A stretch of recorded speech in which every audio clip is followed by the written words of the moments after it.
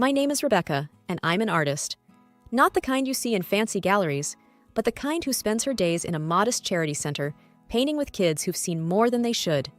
I've always believed that art can heal, and every day I see it happen with these children.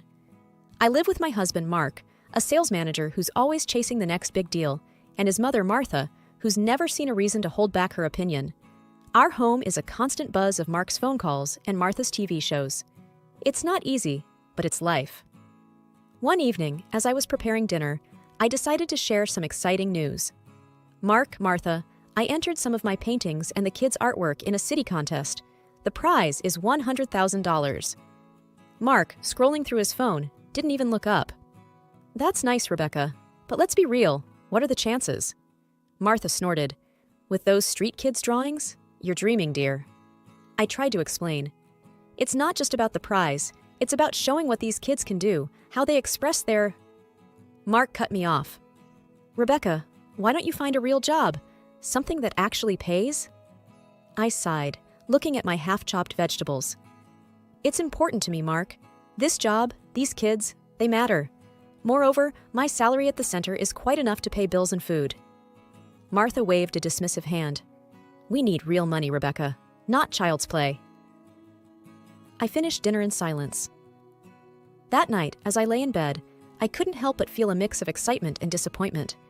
I believed in my dream, in the magic of art, and maybe, just maybe, the contest could be a new beginning. But at home, it felt like my dreams were nothing but whispers in a storm. I closed my eyes, picturing the colorful, chaotic art room at the center, the place where my heart felt fullest. Tomorrow, I'd go back there, to my little haven of paints and smiles, away from the doubts and the cold reality of my home life. This contest, it was more than a chance for money. It was a chance to prove to myself, and maybe to Mark and Martha, that what I do is valuable, that it has the power to change lives. And with that thought, I drifted off to sleep, dreaming of vibrant colors and the sound of children's laughter. Each day at the Charity Center was a journey into a world where paint and canvas became tools of transformation.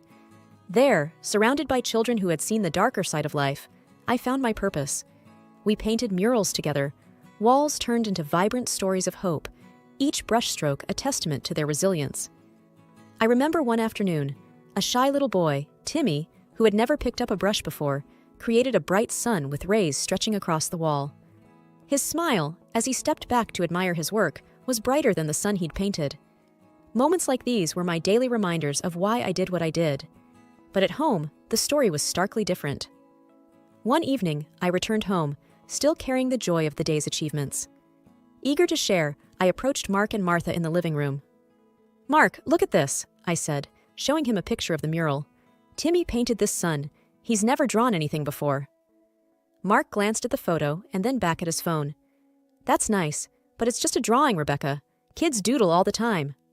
Frustration welled up inside me. It's not just a doodle, Mark. It's a big step for him. He's been through so much. Martha cut in sharply. Rebecca, when will you stop playing therapist with paint? It's a child's drawing, nothing more. You need to start living in the real world.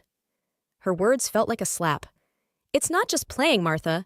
These kids, they find a voice through their art. It's healing for them. Mark let out an exasperated sigh. Healing? What about our mortgage, Rebecca? Your healing isn't going to cover it. You need a real job. I clenched my fists, trying to control the rising tide of anger and hurt. This is a real job, Mark. It's making a difference. Martha snorted. Difference? What difference does it make when I'm ashamed to tell my friends where you work? You need to wake up and see reality, Rebecca. I stood there, words failing me. The gap between my world at the center and my world at home had never felt so vast. In one, I was helping to rebuild lives. In the other, I was constantly reminded of my supposed inadequacy. That night, in the solitude of my studio, I stared at the blank canvas. The harsh words from earlier echoed in my mind, drowning out the laughter and joy of the day. I picked up my brush, and with each stroke, I tried to paint away the hurt, the doubt, and the feeling of being undervalued. The day was winding down at the Charity Center, the walls echoing with the lingering laughter of children. I was cleaning up the paints when my phone rang, displaying an unfamiliar number. Hello, Rebecca Thompson speaking, I answered. Miss Thompson, this is John Harris from the City Arts Council. Congratulations, you've won our citywide art contest. The prize is $100,000. We'll be in touch soon for further details and discuss an additional opportunity to collaborate with the city. The news hit me like a wave. I won? My voice trembled with a mix of shock and joy. Yes, indeed. Your and the children's work truly stood out, John replied, his voice warm with genuine admiration.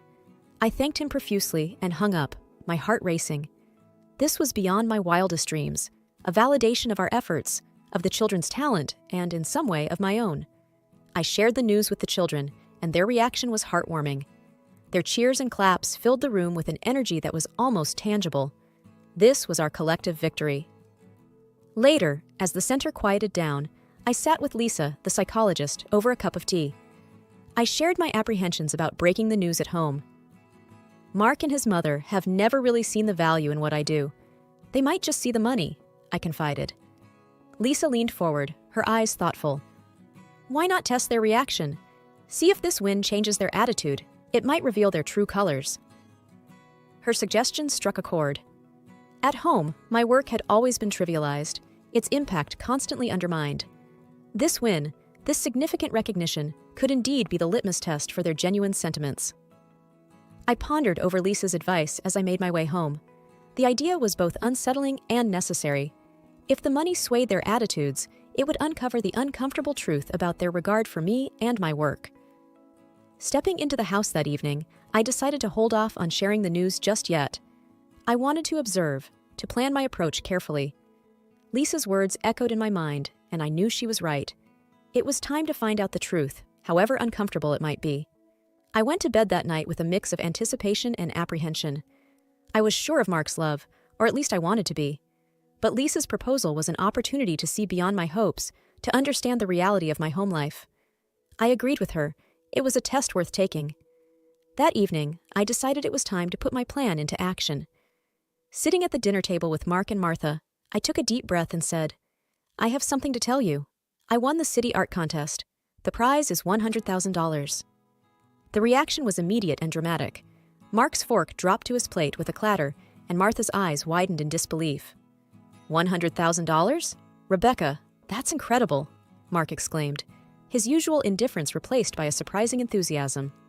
Martha, who had always been quick with a critical word about my job, suddenly softened. Dear, that's wonderful news. We're so proud of you, she said, her tone unusually warm.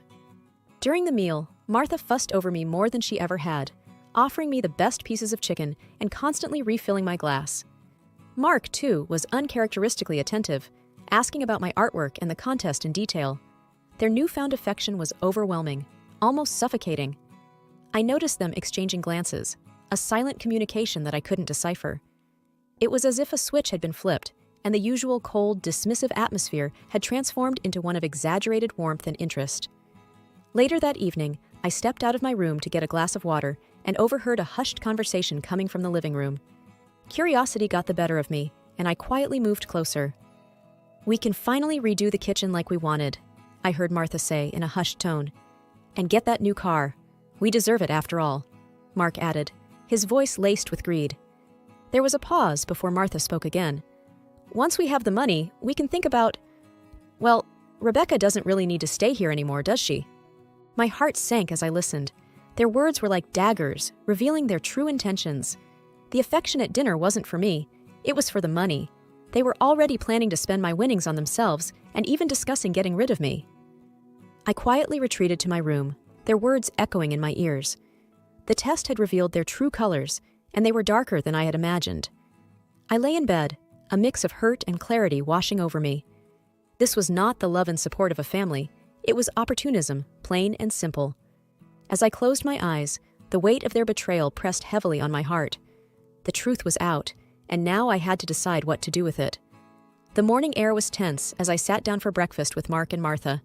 The news I was about to break would surely stir the pot, but I was determined to see it through. Casually, I started, I've decided what to do with the contest money. They both perked up, leaning in with a keen interest that had been absent before. I'm donating the entire $100,000 to the charity center, I said, watching their faces for reaction. The response was immediate and explosive. What? Mark slammed his hand on the table, his face red with anger. Are you out of your mind, Rebecca? Martha's voice was shrill, filled with disbelief and outrage. "You're giving away our ticket to a comfortable life? You foolish girl!" I remained calm, though their words stung. "It's not our money. It's mine, and those kids need it more than we do." Mark's voice was laced with scorn.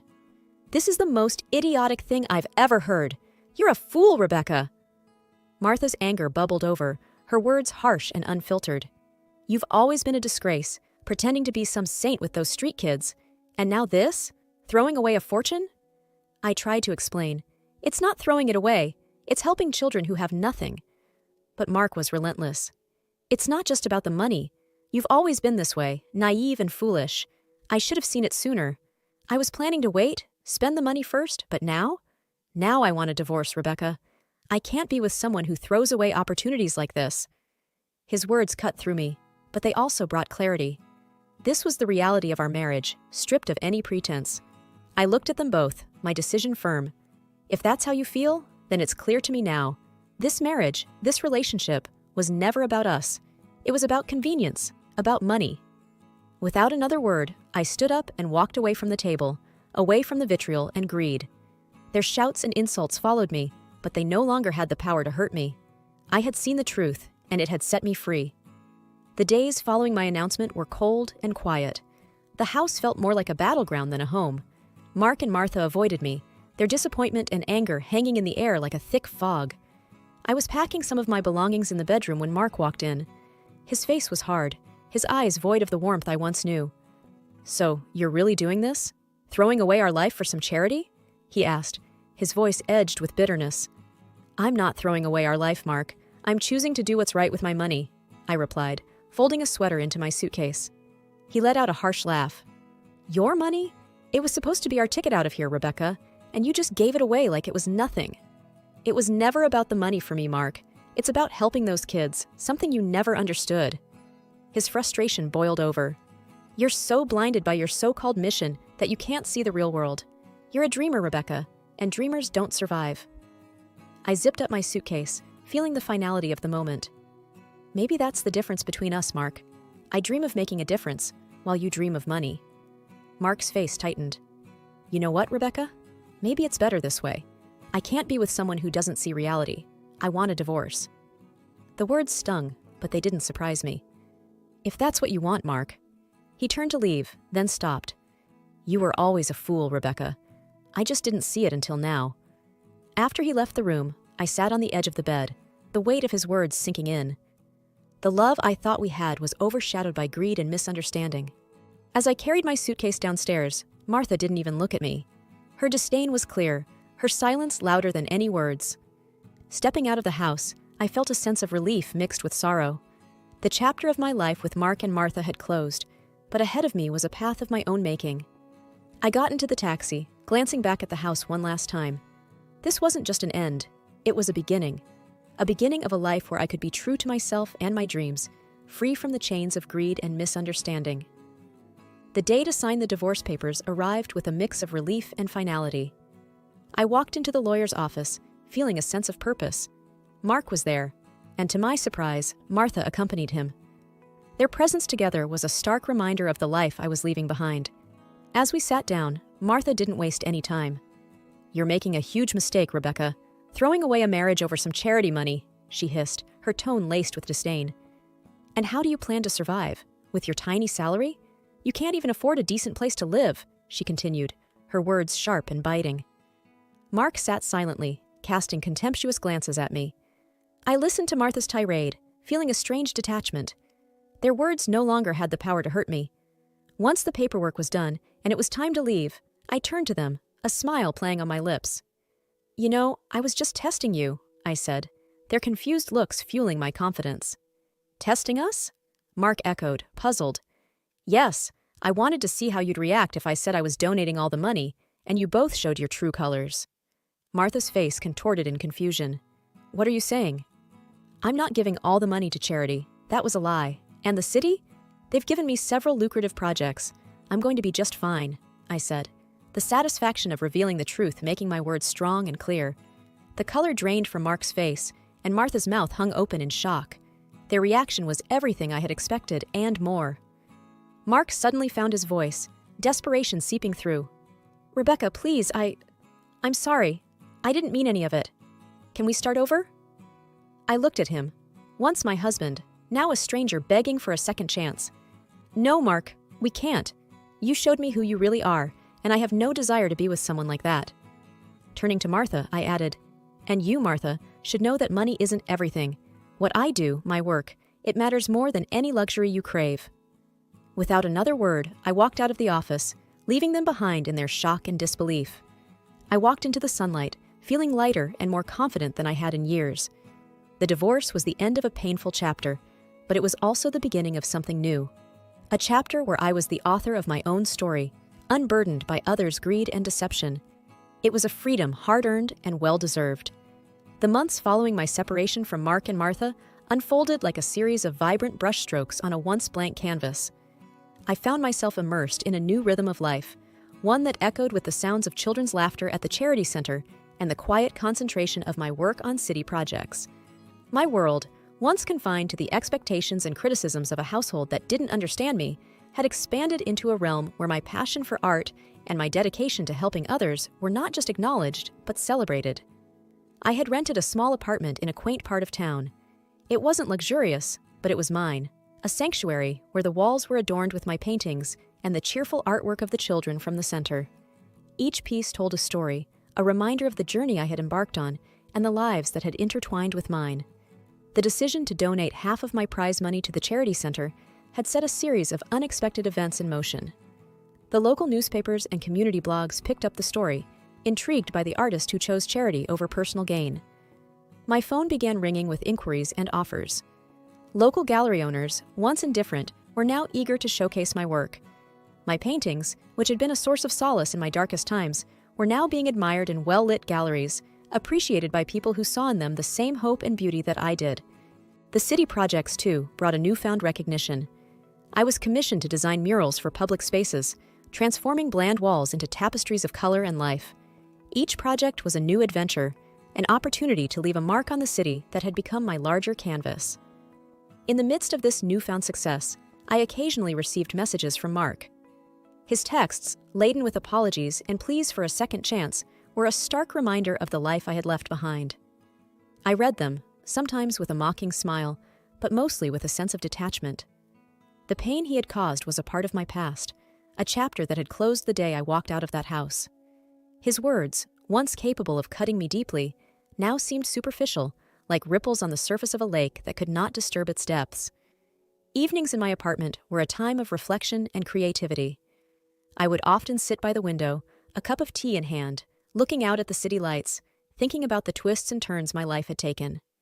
The betrayal and hurt had been a crucible, burning away the illusions and leaving behind a clarity of purpose. I realized I had found strength in my vulnerability, courage in facing the unknown, and an unshakable belief in the power of art to heal and transform. On weekends, I conducted art workshops at the charity center. The children, each with their own story of resilience, continued to be my greatest inspiration. We painted together, our collective imagination turning blank canvases into expressions of joy, pain, and hope. I saw in their eyes the reflection of my own journey, a testament to the healing power of art.